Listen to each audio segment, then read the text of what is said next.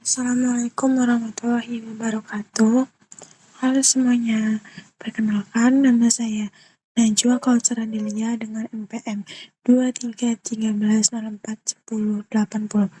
Pada video kali ini saya akan membahas scaffolding pembelajaran sastra dan budaya dalam cerita rakyat Bawang Merah dan Bawang Putih untuk pembelajar BIPA tingkat menengah.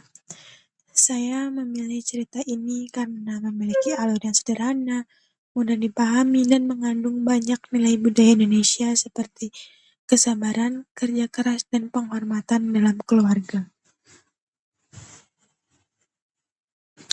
Bawang Putih dan Bawang Merah menceritakan tentang seorang gadis baik hati bernama Bawang Putih yang hidup bersama ayah dan ibunya. Setelah ibunya meninggal dunia, ayahnya menikah lagi dengan seorang janda yang memiliki anak bernama Bawang Merah. Awalnya mereka bersikap baik, tapi lama-kelamaan Bawang Merah dan ibunya menjadi jahat, kemudian memperlakukan Bawang Putih dengan tidak adil. Semua pekerjaan rumah harus dilakukan oleh Bawang Putih seorang diri. Suatu hari, ketika mencuci pakaian di sungai, Bawang Putih tidak sengaja menghanyutkan baju milik ibu tirinya. Ia kemudian mencari baju tersebut hingga bertemu seorang nenek tua. Karena Bawang Putih rajin dan baik hati, nenek itu menghadiahinya sebuah labu yang ternyata berisi emas dan perhiasan. Melihat hal tersebut, Bawang Merah dan ibunya menjadi iri dan ingin mendapatkan hadiah yang sama. Namun, karena Bawang Merah bersikap malas dan sombong, labu yang ia dapatkan justru berisi hewan-hewan berbahaya yang menyerangnya dan ibunya. Cerita Bawang Merah dan Bawang Putih ini mengandung nilai budaya tentang kesabaran, kerja keras, kebaikan hati, serta mengajarkan bahwa perbuatan baik akan mendapatkan balasan baik, sedangkan sifat buruk dan serakah akan membawa kesulitan. Selanjutnya yaitu identifikasi kosakata sulit bagi pembelajar BIPA menengah. Setelah pengajar menampilkan cerita rakyat Bawang Merah dan Bawang Putih, pembelajar BIPA dapat mengidentifikasi kosakata sulit yang kemungkinan sulit dipahami oleh pembelajar BIPA tingkat menengah. Kesulitan tersebut muncul karena kosakata mengandung unsur budaya, ungkapan idiomatis, atau jarang digunakan dalam percakapan sehari-hari. Terdapat beberapa kosakata sulit, yang pertama restu, yang kedua semena-mena, ketiga gembira, 4 ibu tiri, 5 anak kandung, 6 menghanyutkan, 7 syarat, 8 perhiasan, 9 memperoleh, 10 menimpanya, 11 mematuk, 12 terpukul. Untuk membantu pembelajar memahami dan memaknai isi cerita tersebut, saya menggunakan beberapa jenis scaffolding, yaitu pertama visual scaffolding, kedua linguistic scaffolding, ketiga cultural scaffolding, 4 contextual scaffolding, dan kelima interactive scaffolding. Yang pertama, visual scaffolding. Visual scaffolding adalah bantuan pembelajaran yang menggunakan gambar, ilustrasi, video, atau media visual lainnya agar pembelajar lebih mudah memahami makna kosakata. Dalam cerita ini, saya akan menggunakan beberapa gambar seperti gambar sungai, gambar perhiasan, gambar hewan-hewan berbahaya, dan ilustrasi bawang putih yang sedang mencuci pakaian.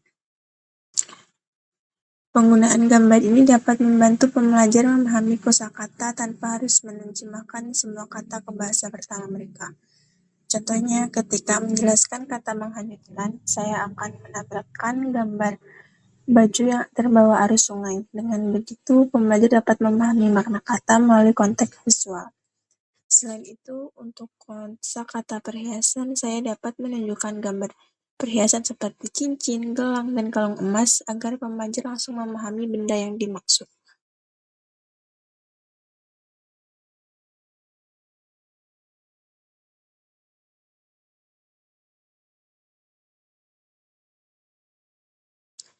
Yang kedua yaitu linguistic scaffolding. Linguistic scaffolding ini digunakan untuk membantu pembelajar memahami bahasa melalui sinonim, antonim, contoh kalimat, dan penjelasan sederhana. Beberapa contoh yaitu seperti kata terpukul memiliki sinonim atau memiliki makna seperti sangat sedih, memperoleh sinonim mendapatkan, heran sinonimnya bingung, semena-mena, yaitu bertindak tidak adil. Saya juga akan memberikan contoh kalimat sederhana seperti bawang putih merasa terpukul setelah ayahnya meninggal. Melalui contoh kalimat tersebut, pembelajar dapat memahami penggunaan kata dalam konteks sehari-hari. Yang ketiga yaitu cultural scaffolding. Cultural scaffolding ini digunakan untuk membantu pembelajar memahami unsur-unsur budaya yang terdapat dalam cerita. Dalam cerita bawang merah dan bawang putih memiliki banyak nilai budaya Indonesia, terutama tentang hubungan keluarga, hormat kepada orang tua, kesabaran, kerja keras, serta keyakinan bahwa kebaikan akan mendapatkan balasan kebaikan. Dalam video, saya akan menjelaskan bahwa dalam budaya Indonesia, terutama budaya tradisional, anak biasanya diajarkan untuk menghormati orang tua dan membantu pekerjaan rumah. Saya juga akan menjelaskan konsep kata restu yang sangat penting dalam budaya Indonesia.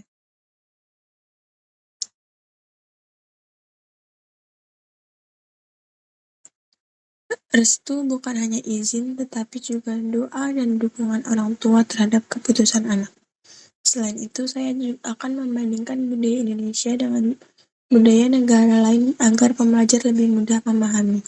Contohnya, di beberapa negara barat, anak biasanya lebih mandiri sejak kecil.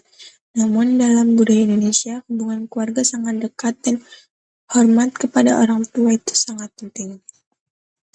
Yang keempat yaitu contextual scaffolding.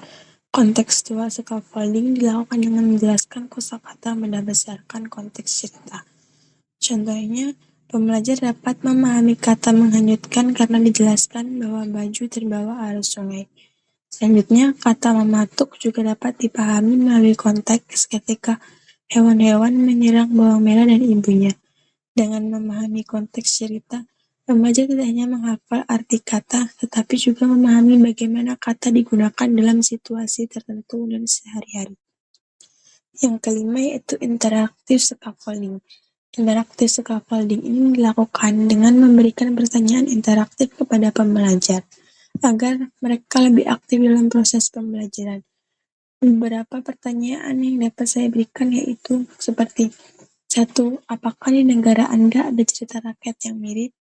2. Yaitu, bagaimana hubungan anak dan orang tua dalam budaya Anda? Ketiga, yaitu, apakah ada cerita tentang balasan atas perbuatan baik dan buruk di negara Anda? Melalui pertanyaan tersebut, pembelajar dapat membandingkan budaya Indonesia dengan budaya mereka sendiri. Sekian yang dapat saya sampaikan. Melalui pembelajaran sastra dan budaya menggunakan cerita rakyat, pembelajar BIPA tidak hanya belajar bahasa Indonesia, tetapi juga memahami nilai-nilai budaya masyarakat Indonesia. Terima kasih. Wassalamualaikum warahmatullahi wabarakatuh.